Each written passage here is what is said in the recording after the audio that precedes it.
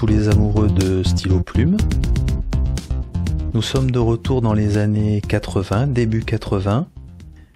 Une marque est née qui s'appelle Delta et elle sort un stylo, le Dolce Vita. Et ce stylo est remarqué par beaucoup de monde à cause de cette couleur orange. Par ailleurs, la version du stylo des années 80 avait un capuchon noir et l'arrière était noir aussi, ce qui tranchait particulièrement avec l'orange.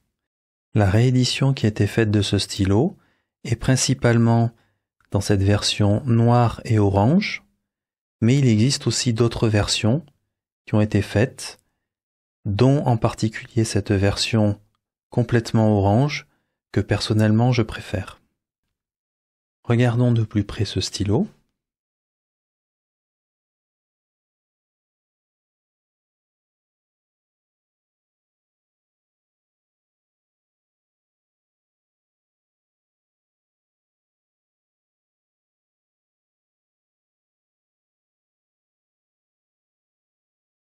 Commençons par le capuchon. Le clip est souple, la roulette fonctionne. Donc c'est un clip qui est parfaitement fonctionnel. Ensuite, l'anneau autour du capuchon. Alors cet anneau est assez connu pour la marque Delta. C'est un anneau en argent recouvert d'or, plaqué or, ce qu'on pourrait appeler pour les bijoux un vermeil. Pour le corps, chose assez sympathique, il y a ici un décrochage en pente et c'est l'anneau qui fait la jonction avec une pente, c'est l'anneau qui crée la pente.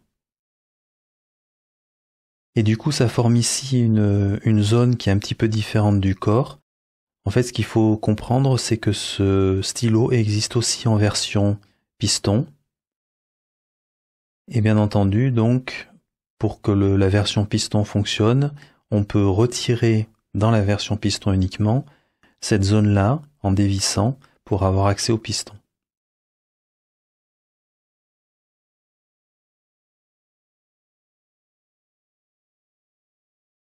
On retire le capuchon, on va regarder le nombre de tours. Un tout petit peu plus d'un tour.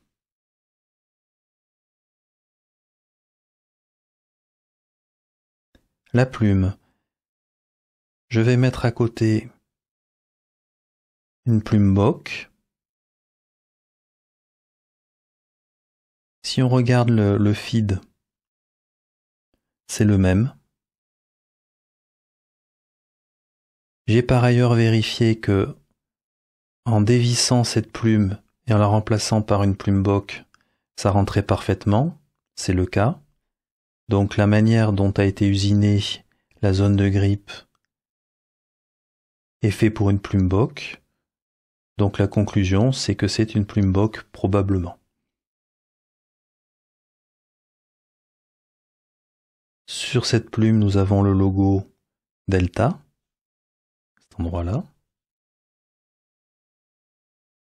Chose qu'on ne voit pas toujours sur tous les stylos.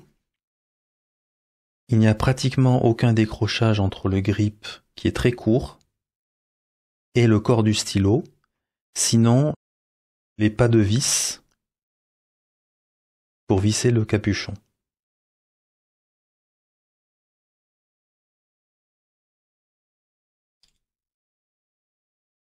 C'est donc un stylo avec un converteur.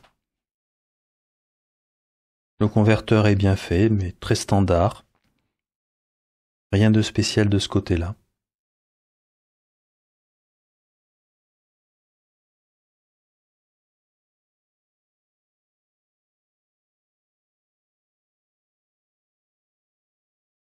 À noter, la zone ici a été renforcée pour le capuchon, pour visser le capuchon sur le grip.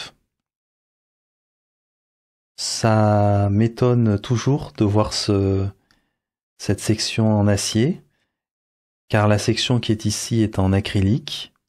Donc je pense qu'ils ont voulu améliorer la manière de visser, ce qui est le cas. Mais c'est vrai qu'usuellement on ne met pas une visserie métallique sur une visserie en résine, car la visserie métallique peut entamer la résine. Ici, j'ai pas trop de soucis, c'est vraiment très bien fait. Ça s'emboîte à la perfection, il n'y a pas de jeu, rien du tout. Donc tout va bien, ça durera très longtemps sans aucun souci.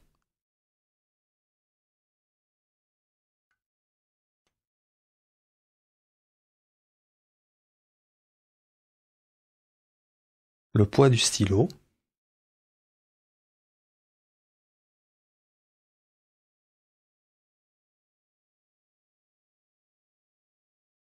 Commençons par le capuchon. Il fait environ 10 grammes. Le reste du stylo, alors pour information, il est ancré, hein, donc ça sera à 1 gramme près. 22, 23 grammes. Ce qui fait un ensemble de 32 grammes, 33 grammes.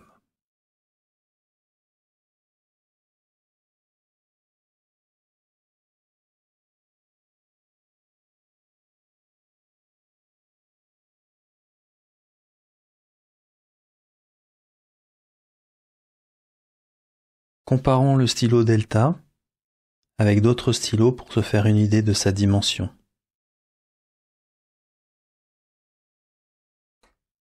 Nous commençons par l'usuel Lamy Safari. Le Lamy Safari est un petit peu plus grand que le Delta. Et nous continuons avec le Lamy 2000, qui lui-même est un tout petit peu plus grand aussi. Il n'y a pas une grosse différence.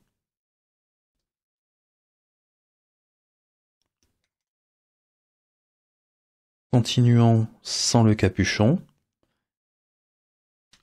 C'est un stylo qui globalement est assez court.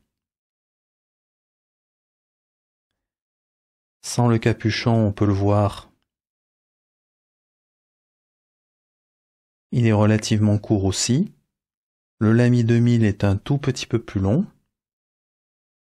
Et le Lamy Safari, encore un petit peu plus long. Regardons maintenant poster.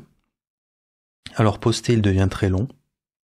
Pourquoi? Parce que quand on le poste, le capuchon ne va pas très loin, mais il poste de manière tout à fait sécure. Il n'y a aucun problème. Le capuchon tient vraiment, vraiment très bien. Aucun problème de ce côté-là. Donc du coup, il devient à ce moment-là très long. Plus long que le Lamy 2000. Et le Lamy Safari qui est usuellement très long une fois posté. Nous avons deux stylos qui sont maintenant de même longueur, approximativement. Donc posté, il devient très long, ce qui ira très bien aux grandes mains. Je vais vous montrer aussi, en le tenant, ce que ça donne. Donc j'ai des mains de taille moyenne. On voit qu'il est assez long quand je le tiens et qu'il est posté. Et si je retire le capuchon, on voit que ça devient un petit peu plus limite. Donc c'est tout à fait correct dans mon cas, mais si quelqu'un a des grandes mains, il est possible qu'il ne puisse pas l'utiliser non posté. Donc c'est un stylo assez court non posté et il devient long une fois posté.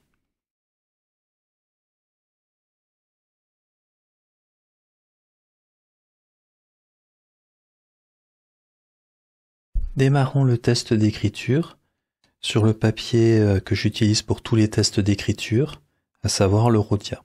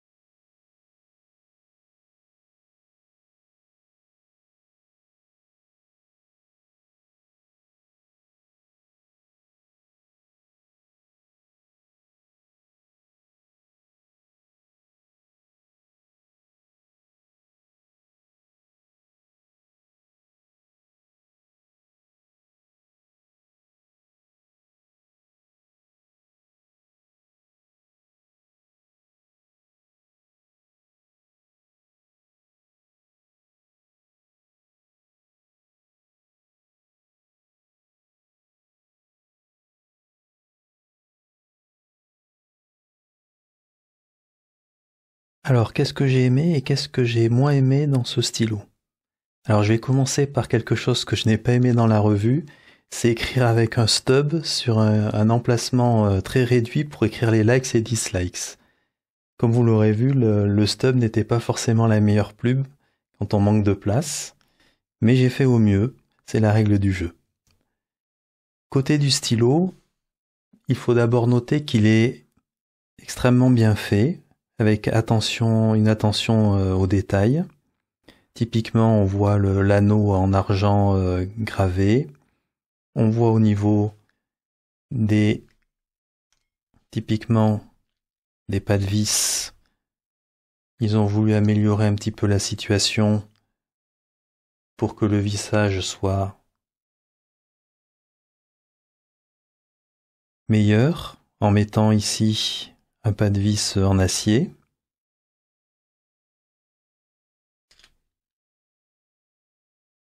Ce qui marche plutôt pas trop mal, au final. Ou encore cet anneau, ici, qui est très sympa parce que cette espèce de petite pente donne au stylo un plus, plutôt que d'avoir un cylindre vraiment franc et complet ici. Ça ajoute une petite touche. Le orange, bien entendu, ce orange, il est devenu célèbre dans le milieu des stylos plumes. Il est vraiment magnifique. Il n'y a rien à dire sur ce plan-là. Et je suis très content de d'avoir ce stylo en version complètement orange. Il est confortable. Et puis, bien entendu, il y a quand même un petit peu d'histoire avec ce stylo. Et le voir, ça fait penser un petit peu aux années 80. Dans ce que je n'ai pas aimé, alors il n'y a rien. Cependant, il y a quand même des points qui vont peut-être déplaire à certains, et c'est ce que j'ai essayé de lister dans cette zone-là. Donc c'est pas tellement une question d'aimer ou de ne pas aimer, c'est que tout simplement ce stylo peut ne pas convenir à tout le monde. Alors premièrement, la plume. Donc dans un stylo comme ça, est-ce que mettre une plume Bock, c'est bien ou ce n'est pas bien, parce que ce n'est pas non plus un stylo à petit prix. Il n'est pas extrêmement cher non plus, mais une plume Bock, ça reste une plume Bock, c'est quelque chose qu'on peut acheter partout, que tout le monde connaît quand il a quelques stylos, on va dire, ou a entendu parler. C'est une plume qui n'a strictement rien de spécial. Alors d'un côté, moi je dirais c'est bien parce que du coup, si on a envie de changer de plume, eh bien on fait ce qu'on veut. D'un autre côté, c'est moins bien parce que sur un stylo aussi beau, on a envie peut-être de quelque chose au niveau de la plume d'un petit peu plus spécial. Non, on en reste à du Bock. Donc il y a du pour et il y a du contre. Dans mon cas, je remplacerai peut-être la plume pour une Blue Dew ou quelque chose comme ça. Mais voilà, chacun verra là-dessus si c'est un pour ou un contre. En ce qui concerne la taille du stylo, alors par chance, il y a aussi 2 autres versions. Mais ce qu'il faut noter dans cette version-là, c'est qu'il est relativement court comme ceci. Comme vous pouvez le voir, j'ai des mains moyennes et je commence à être en bout de stylo. Donc ça me convient très bien, mais ça peut ne pas convenir à des mains plus grandes que les miennes. Ce qui obligera ces personnes-là à poster le capuchon, qui tient très bien, il n'y a aucun problème par ailleurs. Mais il y a des gens qui n'aiment pas poster le capuchon sur le stylo. Bon, en général, les gens qui ont des mains assez grandes ont l'habitude. Mais c'est quand même une obligation. Donc à voir si vous n'aimez pas poster vos stylos et que vous avez des mains assez grandes. Et ensuite, le diamètre du grip. Ça reste quand même un grip qui a un diamètre assez... je dirais, c'est pas un gros diamètre, mais il est quand même assez important. En résumé, c'est pas un diamètre, c'est pas un grip fin.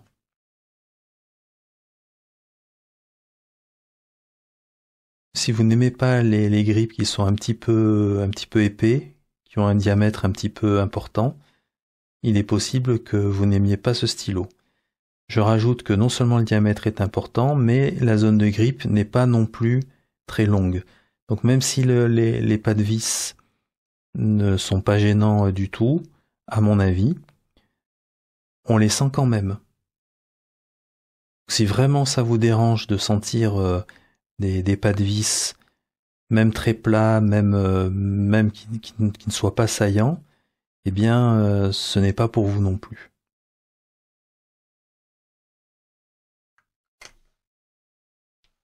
Ceci termine la revue. Je vous remercie.